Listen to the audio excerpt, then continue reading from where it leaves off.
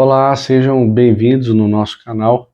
Nessa série sobre a história da igreja, quero abordar o início do cristianismo e destacar seu protagonismo ao longo dos últimos 2000 anos. A história contemporânea é dividida em antes de Cristo e depois de Cristo, e obviamente isso não aconteceu por acaso. Nos próximos vídeos, quero esclarecer a origem do cristianismo, seu crescimento e suas distinções ao longo dos séculos. Bem, Jesus, na plenitude dos tempos, cumprindo as profecias bíblicas, nasceu em Belém da Judéia. O Verbo eterno se fez carne e viveu entre os homens. Ele habitou entre nós, cheio de graça e de verdade, e ele mesmo veio como homem e se revestiu de humildade, e pisou no nosso chão, comeu o nosso pão, bebeu a nossa água e sentiu a nossa dor, chorou as nossas lágrimas e carregou sobre o seu corpo, no madeiro, os nossos pecados e ressuscitou em glória para a nossa justificação. Tanto a cultura helênica quanto a romana se uniram à contribuição dos judeus na vinda do Messias ao mundo. Quando Jesus nasceu, a Palestina estava sob o domínio de Roma. Com a perseguição de Herodes o Grande, José e Maria fugiram com o menino Jesus para o Egito, ficando lá até a morte do impiedoso rei.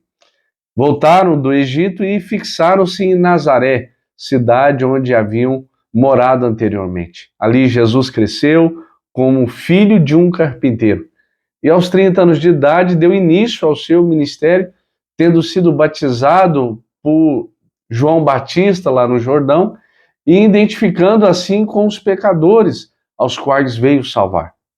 Ali no Jordão, enquanto Jesus orou, os céus se abriram e o Pai falou: "Este é meu filho amado em quem me comprazo." Nesse mesmo instante, o Espírito Santo desceu sobre ele em forma de pomba, como diz a Escritura, revestido com poder para dar início ao seu ministério. Ali estava presente a Trindade, o Pai, o Filho e o Espírito Santo de Deus. Do Jordão, Jesus foi conduzido ao deserto pelo Espírito Santo, onde jejuou por 40 dias e 40 noites, tempo em que foi tentado pelo diabo. Por 3 vezes o diabo investiu contra Jesus para derrubá-lo, mas o Filho o venceu no deserto, usando sempre a espada do Espírito, que é a palavra de Deus. O diabo derrubou o primeiro Adão no paraíso, mas foi derrotado pelo segundo Adão no deserto. Do deserto, Jesus, cheio do Espírito Santo, seguiu para a Galileia e, chegando a Nazaré, onde viveu a maior parte da sua vida terrena, entrou na sinagoga, tomou o rolo do livro de Isaías e leu: "O Espírito do Senhor está sobre mim, pelo que me ungiu para pregar, para curar e para libertar." Jesus então chama os 12 homens, aos quais deu o nome de apóstolos, investindo a maior parte do seu tempo para treiná-los e discipulá-los. Percorreu a Galiléia, a Pérea, Samaria e também a Judéia. Pregou nas cidades, nas vilas e nos campos. Pregou nas sinagogas e também no templo. Pregou ao ar livre, na praia e nos lares. Pregou a multidões e a pequenos grupos. Jesus andou por toda a parte, fazendo bem e libertando todos os oprimidos do diabo. Curou os enfermos, alimentou os famintos, deu vista aos cegos, aprumou os paralíticos, fez andar os coxos, deu audição aos surdos, purificou os leprosos, libertou os possessos, ressuscitou os mortos. Foi a suprema revelação de Deus aos homens. E recebeu o nome de Emanuel, que significa Deus conosco. Ele é o próprio Deus manifestado em carne. Jesus veio com uma missão bem definida: morrer por todos aqueles que o Pai lhe deu. Ele nasceu para morrer. Ele morreu para que pudéssemos viver. O apóstolo foi enfático em dizer que ele morreu pelos nossos pecados, segundo as Escrituras, foi sepultado e ressuscitou ao 3º dia, segundo as Escrituras, está lá em 1 Coríntios 15. Sua morte não foi um acidente e nem sua ressurreição uma surpresa. O diabo usou diversos artifícios para dissuadir na cruz, mas Jesus marchou para ela como um rei caminha para a coroação. Na cruz, Jesus esmagou a cabeça da serpente e triunfou sobre os principados e potestades, expondo-os ao desprezo. Na cruz, Jesus consumou a obra da redenção, meus irmãos. Na cruz ele nos libertou, a morte não pôde detê-lo. Ao terceiro dia, Jesus ressuscitou para a nossa justificação. Depois de ter passado 40 dias com os discípulos, falando-lhes sobre o reino de Deus, Jesus voltou para o Pai. Antes de subir aos céus, porém, instruiu os discípulos a permanecerem em Jerusalém, aguardando a promessa do Pai até que fossem revestidos de poder, como está lá em Atos, 1:8. Jesus fala sobre a capacitação de poder dada pelo Espírito Santo e dá também a estratégia de ação a ser seguida. Ser testemunha, tanto em Jerusalém, como em toda a Judéia, Samaria e até os confins da terra. Depois do dia de Pentecostes, a igreja explodiu em Jerusalém num crescimento espantoso. Multidões eram convertidas e agregadas a ela. O crescimento e a expansão da igreja de Jerusalém são registrados por Lucas até o capítulo 7 de Atos. Como a igreja ainda estava limitada à Judéia, Deus enviou uma perseguição contra ela e os crentes foram dispersos, levando a palavra por onde iam. Assim é que Filipe chegou a Samaria, quebrando os muros de inimizade e pregando ali o evangelho com poder e graça. O povo se alegrava ao ouvir e ver as coisas que Deus fazia por intermédio de Filipe. O diácono, pregador, falava e fazia, pregando aos ouvidos e aos olhos de todos.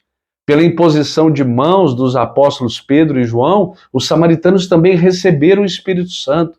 O evangelho se espalhou para além das fronteiras de Israel com a conversão do perseguidor da igreja, Saulo de Tarso, no caminho a Damasco. Mais tarde, uma igreja gentílica, a igreja de Antioquia, da Síria, tornou-se percussora das missões transculturais. Dali, Barnabé e Saulo partiram para a primeira viagem missionária, nas regiões da Galácia, passando por Perge, Derbe, Icônio e também Listra, e estabelecendo igrejas e constituindo líderes ali. Na segunda viagem missionária, Paulo e Silas, por orientação divina, foram para as províncias da Macedônia e Acaia, plantando igrejas em Filipos, em Tessalônica, em Bereia e também em Corinto. De Antioquia da Síria, então Paulo escreve a carta aos Gálatas e de Corinto as duas cartas aos Tessalonicenses. Na terceira viagem missionária, Paulo visitou a província da Ásia Menor, permanecendo 3 anos em Éfeso, a capital da província, de onde escreveu as duas cartas à igreja de Corinto. E nessa cidade cosmopolita de mais de 300 mil habitantes, havia o templo da deusa Diana, um palácio de mármore 4 vezes maior do que o Partenon de Atenas, uma das 7 maravilhas do mundo antigo. Nos anos que Paulo passou na capital da Ásia Menor, igrejas foram plantadas em toda a província, como o exemplo de Esmina, Pérgamo, Tiatira, Sardes, Filadélfia, Laodiceia, Colossos e Herápolis. Em virtude da fome que assolou o mundo no tempo do imperador Cláudio, os judeus então foram expulsos de Roma, está lá em Atos 18. Paulo então faz uma grande coleta entre as igrejas gentílicas para levar aos pobres que estavam na Judéia. Ao embarcar rumo a Jerusalém, ele comunicou aos presbíteros de Éfeso que, de cidade em cidade, o que lhe aguardava era cadeias, tribulações.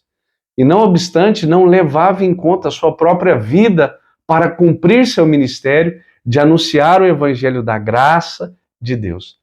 Antes de embarcar para Jerusalém, ele escreve sua mais robusta epístola, a Carta aos Romanos, onde ele compartilha seu desejo de visitar a capital do império e repartir com a igreja a palavra de Deus, sendo por ela enviado até a Espanha. mesmo levando significativa ajuda financeira aos pobres que ali estavam na Judéia, Paulo foi preso em Jerusalém e dali transferido para Cesareia, onde foi acusado durante 2 anos pelos judeus sob dos governadores Félix e Festo. Em face da tendência de Festo de entregá-lo nas mãos do Sinédrio, que pelejava pela sua morte, planejando a morte de Paulo, usando os privilégios da sua cidadania romana, optou por ser julgado em Roma. Na viagem para a capital do império, ele enfrentou um terrível naufrágio. O navio se despedaçou por inteiro, porém todos os passageiros e tripulantes foram salvos de forma milagrosa, conforme a promessa de Deus a Paulo. Na ilha de Malta, onde chegaram, uma víbora picou a mão de Paulo, mas Deus neutralizou o veneno letal da cobra e ainda usou seu servo para curar todos os enfermos da ilha. Assim, os malteses enviaram Paulo a Roma com todas as suas necessidades supridas. Que maravilha! Ali permaneceu preso durante 2 anos em uma casa alugada. Dali Paulo evangelizou a guarda pretoriana, estimulou os crentes também a trabalhar e escreveu carta aos Efésios e também escreveu carta aos Filipenses, aos Colossenses e a Filemon. Após esse período, Paulo foi liberado da prisão e então escreveu a primeira carta a Timóteo e a carta a Tito. Mas a partir do ano 64, a perseguição à igreja, em vez de ser religiosa, passou a ser política, e Paulo retorna à prisão sendo encerrado numa masmorra, um porão subterrâneo escuro, úmido, insalubre, e no dia 17 de julho de 64, por incrível que pareça, irmãos, na cidade de Roma, com mais de 1 milhão de pessoas, ela foi incendiada por Nero. O imperador, vestido de ator, subiu para o alto da torre de Macenas, de onde assistiu ao espetáculo horrendo das chamas devorando toda a cidade. Foram 7 noites e 6 dias de incêndio. Quando as chamas apagaram, 70% da cidade estava destruída. Dos 14 bairros de Roma, 10 deles foram devastados pelas chamas. Os 4 bairros restantes, densamente povoados por judeus e cristãos, deram a Nero um álibi para colocar a culpa do incêndio de Roma aos cristãos. Veja. Começa então aqui uma brutal perseguição à igreja. Faltou madeira para fazer tanta cruz, tamanha quantidade de crentes crucificados. Os crentes eram amarrados em postes, cobertos de piche e queimados vivos para iluminar as noites de Roma. Foi um verdadeiro massacre, meus irmãos. Dessa segunda prisão, Paulo então escreve a sua última epístola, a segunda carta a Timóteo. Nela ele relata a chegada do seu próprio martírio e a gloriosa esperança de tomar posse da coroa de justiça. Assim, por volta do ano 67, o veterano apóstolo foi degolado, deixado, porém, para gerações pósteras um bendito legado. Bem, o Novo Testamento foi escrito num período de 50 anos. Temos, então, 4 livros biográficos, os 4 evangelhos, e 3 são sinótipos, quer dizer, vistos por uma mesma perspectiva, que é o caso de Mateus, Marcos e Lucas. A ênfase de Mateus é apresentar Jesus como o rei dos judeus, escrito para os judeus e tem o maior volume de citações do Antigo Testamento. É o mais judaico de todos os evangelhos.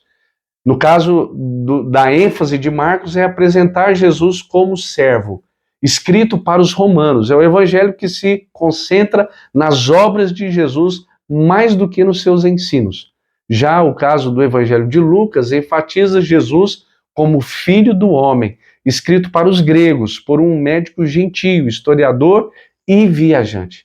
E tem como propósito apresentar o retrato de Jesus como um homem perfeito. Por isso, Lucas é o evangelista que mais fala da vida de oração de Jesus e do seu ministério realizado no poder do Espírito Santo. João, já no final do 1º século, para refutar o gnosticismo preponderante da época, uma perniciosa heresia que negava a divindade de Cristo, com uma abordagem diferente dos demais, prova que Jesus é verdadeiramente Deus e verdadeiramente homem. João selecionou 7 milagres operados por Jesus e 7 declarações. Eu sou, provando que ele tem os mesmos atributos de Deus e realiza as mesmas obras dele. Temos no Novo Testamento ainda um livro histórico, o livro de Atos, que narra os fatos relacionados à igreja primitiva, desde o seu nascimento até a sua expansão à cidade de Roma. 3 igrejas, então, lideraram esse avanço: Jerusalém, Antioquia e Éfeso. 4 províncias do Império foram alcançadas, a exemplo, Galácia, Macedônia, Acaia e a Ásia Menor. O livro de Atos não tem conclusão, pois a história da igreja continua. Nós somos herdeiros e continuadores da igreja que nasceu no Pentecostes.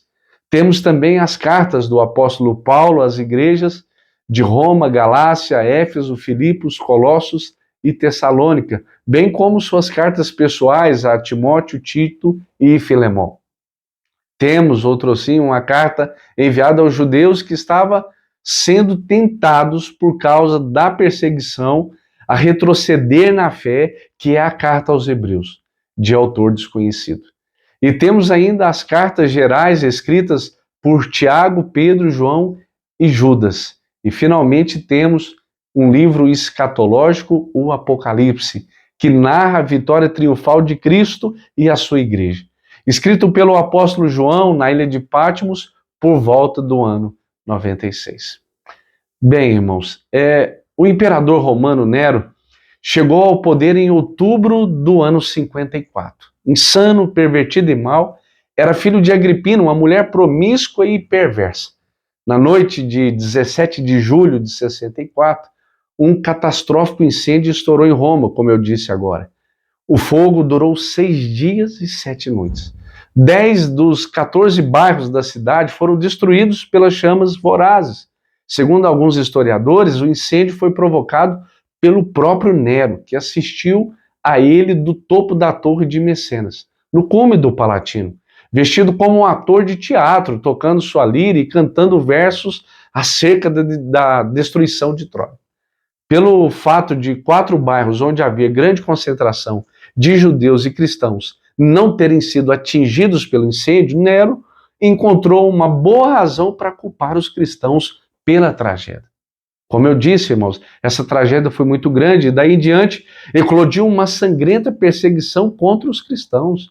Foi no governo de Nero que o apóstolo Paulo foi preso e degolado.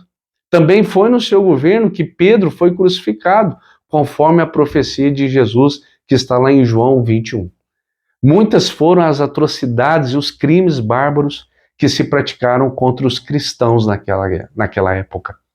Cristãos sem conta foram amarrados em postes, incendiados vivos para iluminar as praças e os jardins de Roma à noite. Outros, segundo o historiador Tácito, foram lançados nas arenas, enrolados em peles de animais, para que os cães famintos os matassem a dentadas. Outros ainda foram lançados no picadeiro para que touros enfurecidos os pisoteassem e os esmagassem. A loucura de Nero não foi mais longe, porque no ano 68, boa parte do império se rebelou contra ele e o Senado romano depois. Desesperado, sem ter para onde ir, Nero então suicidou-se. No ano 66, explodiu uma rebelião dos judeus em Cesareia Marítima. Uma sinagoga judaica fora profanada e os zelotes, que nunca foram favoráveis ao governo de Roma em Israel, então se rebelam. E Roma manda para lá o general Tito a fim de estacar a rebelião. A rebelião tornou-se mais e mais agitada, e no ano 70, Tito cercou Jerusalém, derrubou seus muros, destruiu o templo e passou a fio de espada milhares de judeus e promoveu a maior dispersão de judeus de todos os tempos, cumprindo a profecia de Jesus Cristo proferida no Monte das Oliveiras, que está lá em Mateus 24. Foi um massacre sangrento, meus irmãos. Cerca de 40 anos antes, judeus enlouquecidos haviam pedido às portas do tribunal de Pilatos que o sangue de Cristo caísse sobre eles e seus filhos. E sob o exército de Tito, judeus e cristãos foram esmagados sem piedade. Faltou madeira para crucificar tanta gente. Correu na cidade um rio de sangue. Milhares morreram de fome, outros foram devorados à espada. Os judeus foram expatriados por toda a face da terra, vendidos como mercadorias sem valor. Essa dispersão durou 1878 anos, ou seja, desde o ano 70 até o ano de 1948, quando Israel voltou à sua terra e tornou a ser nação livre. Ainda no ano 70, o imperador Vespasiano inaugurou o Coliseu em Roma, e na festa de inauguração, que durou 100 dias, mais de 10 mil cristãos foram mortos pelas espadas dos gladiadores e pelos leões enfarmados da Líbia, servindo de espetáculo e uma multidão sangue sedenta. No ano 81, Domiciano começa a reinar. Foi chamado do segundo Nero, e por causa da fúria com que perseguiu os cristãos, esse foi o primeiro imperador a arrogar para si o título de Senhor e Deus. Olha a loucura. No final do seu reinado, desatou-se novamente uma esmagadora perseguição à igreja. Até mesmo seu parente Flávio Clemente e a sua esposa Flávia Domitila foram executados por ordem do imperador pelo fato de serem cristãos. Foi no tempo de Domiciano que a perseguição se espalhou, atingindo também a Ásia Menor, e o apóstolo João foi deportado de Éfeso para a ilha de Patmos, onde escreveu o livro de Apocalipse. Por volta do ano 155, houve o martírio de Policarpo. Os cristãos que recusavam servir aos deuses do panteão romano eram castigados severamente. Policarpo foi apanhado e aplicaram-lhe os mais dolorosos castigos. Ele, firme e resoluto, suportou todo o sofrimento. O juiz instou com ele para que jurasse pelo imperador e maldissesse a Cristo para ficar livre. Mas Policarpo, com bravura, respondeu: vivi 86 anos servindo a Cristo e nenhum mal ele me fez. Como poderia eu maldizer ao meu rei que me salvou? Quando finalmente o juiz o ameaçou, primeiro com feras e depois a ser queimado vivo, Policarpo respondeu que o fogo que o juiz podia acender duraria somente um momento, mas o fogo do castigo eterno jamais se apagaria. Atado já em meia fogueira, antes que as chamas o devorassem, ergueu placidamente os olhos aos céus e agradeceu o privilégio de morrer como mártir. No ano de 161, Marco Aurélio então assume o trono, governando até 180. No seu reinado houve dura perseguição aos cristãos por causa da tenacidade com que recusaram dobrar-se aos deuses pagãos. Um dos martírios que mais impactou e causou em Roma foi o da viúva Felicidade e seus 7 filhos. Ela e a sua família foram denunciados a Públio, prefeito da cidade, que com ameaças procurou induzi-la a renegar a Cristo. Ela corajosamente declarou que o prefeito estava perdendo seu tempo. Mesmo sobre assombrosas ameaças, ela lhe disse dessa forma: viva eu, te vencerei. Se me matares em minha própria morte, vencer-te-ei ainda mais. O prefeito passou a intimidar seus filhos, mas ela os enxortou a enfrentar com galardia e a própria morte. Permaneceu como heroína ao lado deles e viu como o filho mais velho foi barbaramente espancado até a morte. Os 2 seguintes foram golpeados com clavos até morrerem. O 4º filho foi jogado num grande despenhadeiro. Os outros 3 foram decapitados. Então, Felicidade, no meio dos seus mortos, glorificou a Deus por ter lhe dado 7 filhos dignos de sofrer por Cristo.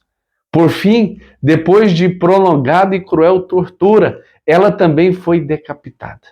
Nesse tempo, também foi martirizado Justino, um dos maiores pensadores cristãos de todos os tempos.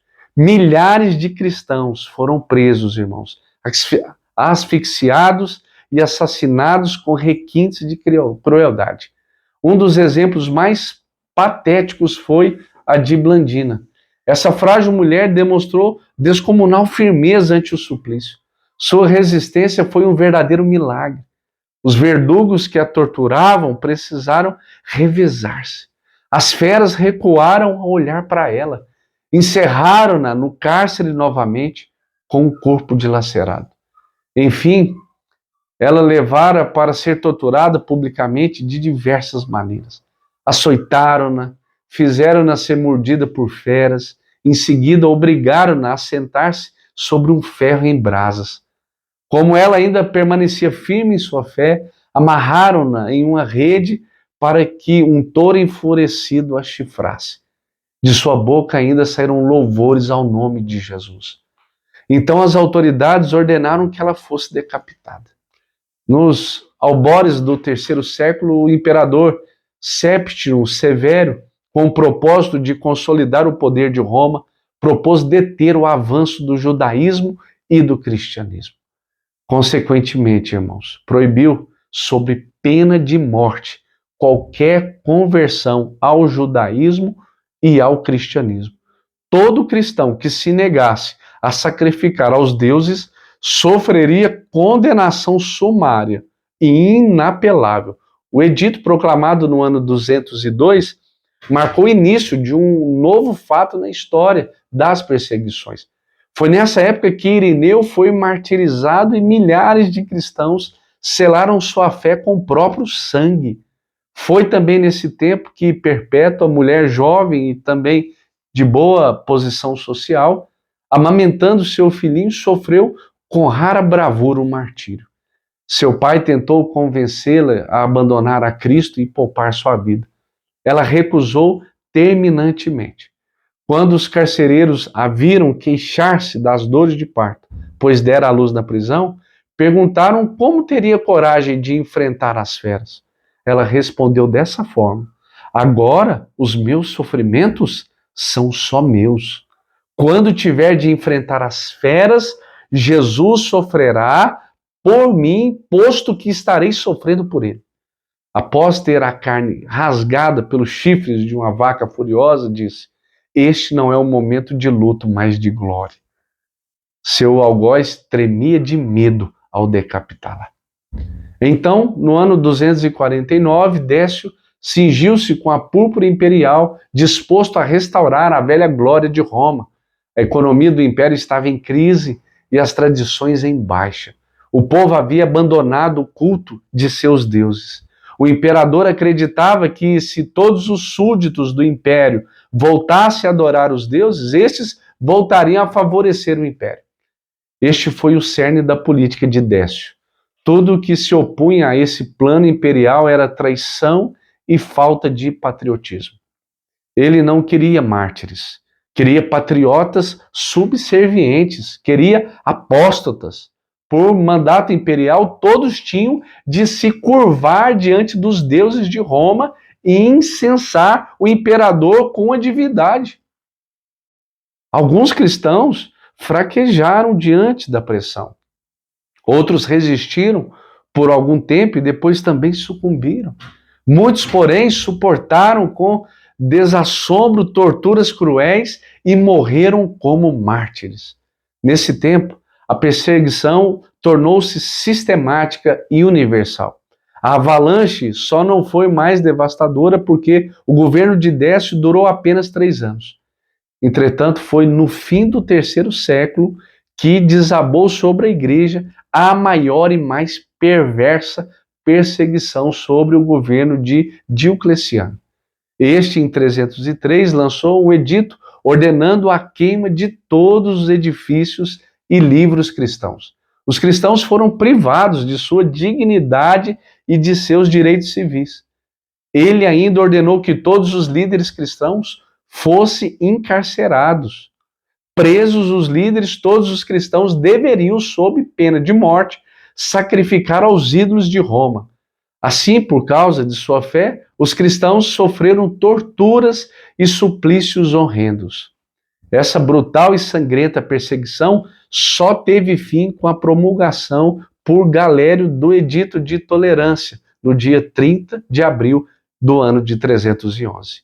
Logo foram abertos cárceres e as pedreiras, e deles brotou uma torrente humana de pessoas aleijadas, arrebentadas e tortas, mas exultantes e com a face brilhando de fulgor pela glória de Deus. Bem, irmãos, a história é de fato muito forte. Então eu quero parar aqui e dizer para você que tem muita coisa ainda que nós temos que saber sobre toda essa história. E eu lhe convido a continuar comigo aqui nos próximos vídeos, amém? E que você seja muito abençoado por Deus, toda a sua casa, sua família, e me acompanhe lá, amém? Até a próxima.